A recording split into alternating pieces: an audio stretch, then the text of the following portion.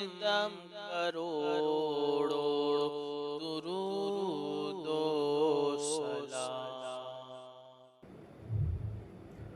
حضرت سیدنا ابو بکر صدیق رضی اللہ تعالیٰ عنہ کی تحریک پر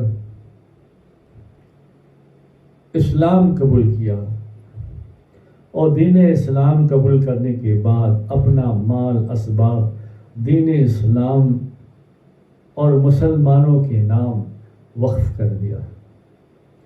آپ کی نیک عادت کے بنا پر رسول اللہ صلی اللہ علیہ وسلم نے اپنی 2 صاحبزادیوں کا نکاح سیدہ رقیہ رضی اللہ تعالیٰ عنہ اور سیدنا ام کلثوم رضی اللہ تعالیٰ عنہ کا کیا تھا۔ حضرت سیدنا عثمان غنی رضی اللہ تعالیٰ عنہ، حضرت سیدنا عمر فاروق رضی اللہ تعالیٰ عنہ کی شہادت کے بعد خلیفہ منتخب ہوئے۔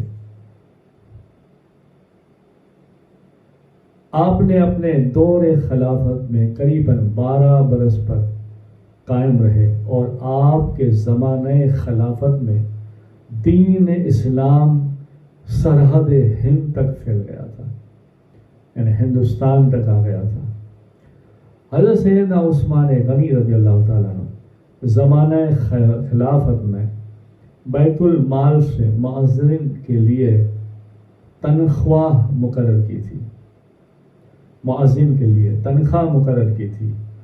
عیدین کی نماز سے قبل خطبہ کا آغاز فرمایا، لوگوں کو زمینوں کے مالکانہ حقوق دیے گئے، بیت المال کے جانوروں کے لیے چراگاہ تعمیر فرمائی۔ تکبیر میں اذان کی نسبت سے آواز پست یعنی دھیمی آواز میں حکم دیا گیا کہ تکبیر اذان سے دھیمی آواز میں آہستہ آواز میں پڑھی جائے۔ تمام مسلمانوں کو ایک قرت پر جمع کیا اور جمعہ کی اذان کے ساتھ دوسری اذان کا اضافہ کیا اور اس کے علاوہ کئی دیگر امور کا آغاز کیا جس سے دین اسلام کو اور مسلمانوں کو اور عام لوگوں کو اس کا فیض جاری ہو۔ حضرت سیدنا عثمان غنی رضی اللہ تعالیٰ عنہ کو 18 ذی الحج بروز جمعہ ہجری 35 کو سرپسندوں نے یعنی دشمنوں نے آپ کو شہید کیا۔ بوقت شہادت عثمان غنی رضی اللہ تعالیٰ عنہ قرآن پاک پڑھ رہے تھے اور آپ کی عمر 82 برس کی تھی اور آپ کو جنت البقیع میں دفن کیا گیا۔ جاں دی پر گوارا نہ ہوئی دوری طیبہ سے، سبحان اللہ، جاں دی پر گوار نہ ہوئی دوریاں مدینے سے، وہ محبان نبی خدمت دی میں رہے مدینے میں، سبحان اللہ۔ اب مختصر جو ہے حالات ہم سنتے ہیں انشاءاللہ اور ہمارے ایمان کو مضبوط، دل کو عشق سے بھرپور کرتے ہیں۔ حضور نبی کریم صلی اللہ علیہ وسلم نے جس وقت نبوت کا اعلان کیا اس وقت حضرت سیدنا عثمان غنی رضی اللہ تعالیٰ عنہ کی عمر مبارک 34 برس کی تھی۔ حضرت سیدنا عثمان غنی رضی اللہ تعالیٰ عنہ ابتدا میں اسلام قبول کرنے والے چند مسلمانوں میں سے تھے۔ آپ نے حضرت سیدنا ابو بکر صدیق رضی اللہ تعالیٰ عنہ کی دعوت پر اسلام قبول کیا۔ اپنے قبول اسلام کے واقعے کے متعلق فرماتے ہیں کہ جس وقت حضور نبی کریم صلی اللہ علیہ وسلم کا اعلان کیا اس وقت ابتدا میں چند افراد اسلام کر چکے تھے۔ ایک روز میں اپنی خالہ شعادی بن قریظ کے گھر گیا۔ خالہ کے گھر حضور نبی کریم صلی اللہ علیہ وسلم کا نبوت کا تذکرہ چھڑ گیا تھا۔ میں نے اپنی خالہ سے پوچھا کیا یہ تصدیق کرتے ہو صحیح ہے؟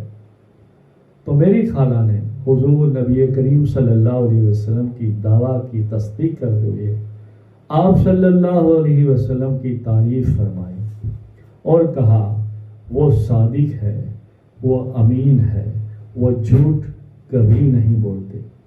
پھر انہوں نے کاہنوں کے انداز میں مجھ سے گفتگو فرمائی اور کہا اے عثمان، تمہاری 2 ازواج یعنی 2 بیوی ہوگی اور نہایت حسین اور خوبصورت ہوگی۔ تم نے اس سے پہلے کبھی ایسی حسین عورتیں، پاک عورتیں نہ دیکھی ہوگی اور نہ ہی انہوں نے تم جیسا خاوند۔ اور اے عثمان، یہ عورتیں نبی پاک صلی اللہ علیہ وسلم کی صاحبزادیاں ہوگی۔ پھر انہوں نے کہا کہ وہ نبی، امام الانبیاء، آخری نبی محمد رسول اللہ صلی اللہ علیہ وسلم کی بیٹیاں ہیں۔ حضرت سیدنا عثمان غنی رضی اللہ تعالیٰ عنہ فرماتے ہیں خالہ کی بات سننے کے ابو بکر صدیق رضی اللہ تعالیٰ عنہ کے پاس گیا اور میں نے اپنی خالہ کی تمام باتیں ان کو غوث گزار کی یعنی ان کو بتایا تو مجھ سے صدیق اکبر نے، ابو بکر نے فرمایا عثمان، تم سمجھدار ہو اور ہر کام میں غور و فکر کرتے ہو، تو غور و فکر سے کام لیتے ہو تو جان لو اور پہچان لو۔ اس کے بعد سیدنا ابو بکر صدیق رضی اللہ تعالیٰ عنہ نے مجھے اسلام کی کچھ باتیں بتائی۔ میں ان کی باتوں سے متاثر ہوا اور ان سے کہنے لگا آپ درست فرماتے ہیں۔ سیدنا ابو بکر صدیق رضی اللہ تعالیٰ عنہ نے کہا تمہاری خالہ نے جو کچھ بات بتائی ہے، اللہ تعالیٰ نے انہیں نبی برحق بنایا ہے تاکہ مخلوق خدا اللہ کی وحدانیت کا درس لے اور اللہ کی ذات کو پہچانے۔ حضرت عثمان غنی رضی اللہ تعالیٰ عنہ فرماتے ہیں مجھ پر سیدنا ابو بکر صدیق رضی اللہ تعالیٰ عنہ کی باتوں کا اثر ہوا۔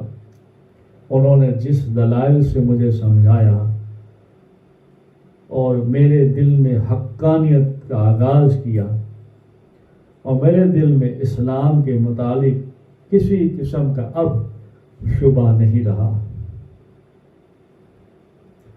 حضرت عثمان غنی رضی اللہ تعالیٰ عنہ فرماتے ہیں کہ ہم ایک دوسرے باتیں کر رہے تھے، فکر میں تھے کہ حضور نبی کریم صلی اللہ علیہ وسلم حضرت علی مرتضیٰ رضی اللہ تعالیٰ عنہ کی ہمراہ اس جگہ سے گزرے۔ حضرت سیدنا ابو بکر صدیق رضی اللہ تعالیٰ عنہ حضور نبی کریم صلی اللہ علیہ وسلم کو دیکھا تو تعظیماً کھڑے ہو گئے اور میں بھی ان کے ساتھ کھڑا ہو گیا۔ پھر نبی کریم صلی اللہ علیہ وسلم نے مجھے دیکھا اور فرمایا اے عثمان، اللہ تعالیٰ تمہیں جنت کی مہمانی کے لیے بلاتا ہے، تم اس کی دعوت قبول کرو۔ اللہ تعالیٰ نے مجھے تمہاری اور تمام مخلوق کی ہدایت کے لیے مبعوث فرمایا ہے۔ اسلام قبول کرنے میں ہی سب کی بھلائی اور بہتری ہے اور میں تمہیں اسی بھلائی اور بہتری کی دعوت دیتا ہوں۔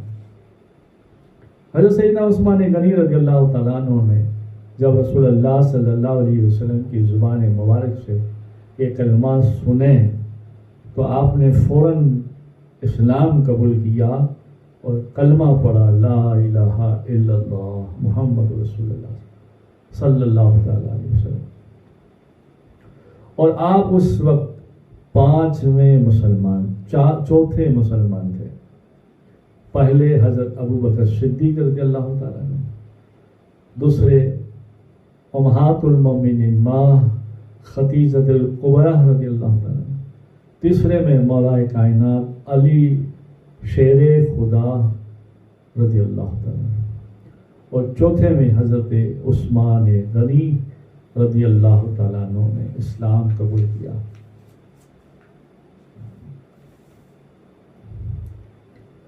हज़रत सैयदना उस्मान गनी रज़ी अल्लाह ताला अन्हु फरमाते हैं, रसूलुल्लाह सल्लल्लाहु अलैहि वसल्लम की मुलाकात से पहले अबू बकर सिद्दीक़ रज़ी अल्लाह ताला अन्हु ने अपने हिल्म, हुस्न खल्क़ और सोहबत नबी सल्लल्लाहु अलैहि वसल्लम की तासीर से और रसूलुल्लाह सल्लल्लाहु अलैहि वसल्लम की प्यार भरी मोहब्बत के गुफ्तगू से मेरे दिल में रसूलुल्लाह सल्लल्लाहु अलैहि वसल्लम की सोहबत की ख्वाहिश पैदा हुई, यानी मैं हुजूर का आशिक हो गया। और अबू बकर सिद्दीक़ रज़ी अल्लाह ताला अन्हु ने इस इश्क की दौलत में बेशुमार लोग जन्नत की इत्तला खबर हो तो शौक से जान निकल जाए। एक मुल्क ऐसा भी है जो वीरान नहीं है, न उसका मालिक वीरान है न फौत है, और जो जन्नत में है उसे भी मौत नहीं और न वहां वीरानगी है। एक हुर और उसकी हसीन कनीज़े जन्नत की नेमतों की तकमील के असबाब क्या है? दो मखसूस जन्नतों की शान, मुल्के कबीर यानी बड़ी सल्तनत क्या है? फरिश्ते भी जन्नती के पास बगैर इजाजत जन्नत में दाखिल नहीं होंगे। हुस्न व पाकीज़गी में कोई सिफत बयान नहीं हो सकती कि वो क्या है। बादशाहों की मनाजिल है